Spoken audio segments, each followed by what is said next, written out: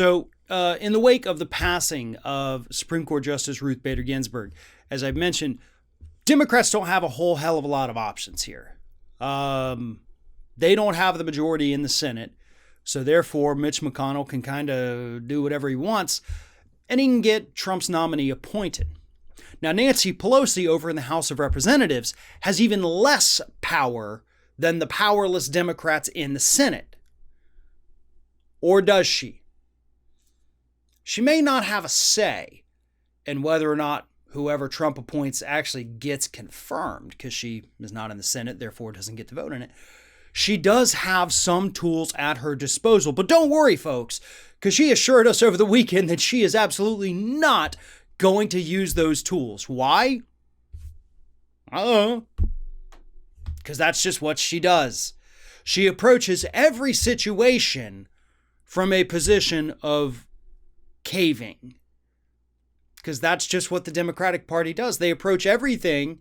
Every time they have to go and compromise, they already pre-compromise before they get to the part where they actually have to compromise, thereby giving away far more than they ever possibly needed. What happened this weekend is that Nancy Pelosi said she would absolutely not use the threat of a government shutdown because, for those who haven't been paying attention, about 2 weeks ago, they reached a tentative deal, her with Steve Mnuchin, to avoid a government shutdown in the short run. But in the long run, we still have a budget battle.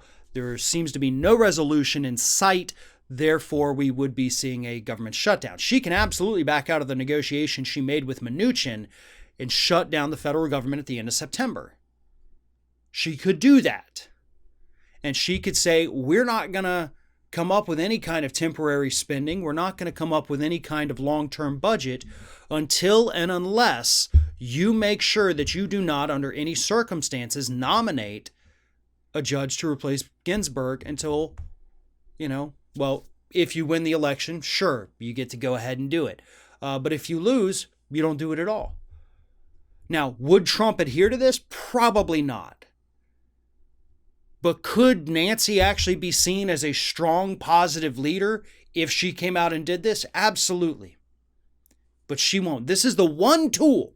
This is the one tool in her arsenal that she could use.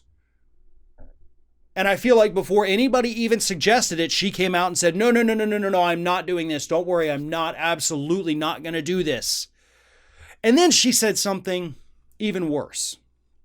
She said she's open to the idea of re-impeaching Trump because then the Senate, once they have articles of impeachment that have been passed by the House of Representatives, they're not allowed to take up any other business until after those articles have been voted on by the Senate. Yeah, it's a pretty interesting trick there, right? There's a catch with that. You actually have to have a reason to impeach him. Like, you have to have evidence of high crimes and misdemeanors. Otherwise, now, I mean, technically, sure, you could draft an article of impeachment right now and saying, we don't like Trump, we want to impeach, and you have the majority in the House. You could absolutely impeach him for that.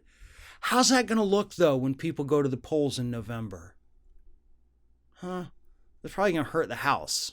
Probably going to hurt our chances of retaking the Senate, and it's definitely going to hurt Joe Biden's chance of becoming president of the United States. But she said she's open to that. I'm open to doing the stupid thing instead of the actual helpful thing. That's where she's at right now. And the reason she said that, by the way, is because she knows she's not going to have articles of impeachment. She knows she's not going to impeach the president. They're not even willing to impeach Attorney General William Barr, who's legitimately committed crimes. So, yeah, she's not going to impeach Trump to tie the hands of the Senate. She's not going to use the budget as leverage. She's not going to do anything. So the only thing that she should do is be voted out of office in November. That's it. Every member of Democratic leadership at this moment appears to be nothing less than worthless. That's a broad statement to make about all of them, isn't it? But I firmly believe it at this point. They all got to go. They all have to be replaced. They all have to be primaried. We have to get rid of these people. They're useless. They are worthless. Their policies might not be as bad as Republicans, but they don't ever actually pass their policies. Time for them to go. And it's time for us to bid them a fond farewell, throw them a great lavish party. I'm sure Marcos Malitsas from Daily Kos would be more than willing to send lots of roses to Nancy Pelosi on her way out. But that should be the end of it. She's not fighting for us, so who the hell is she fighting for?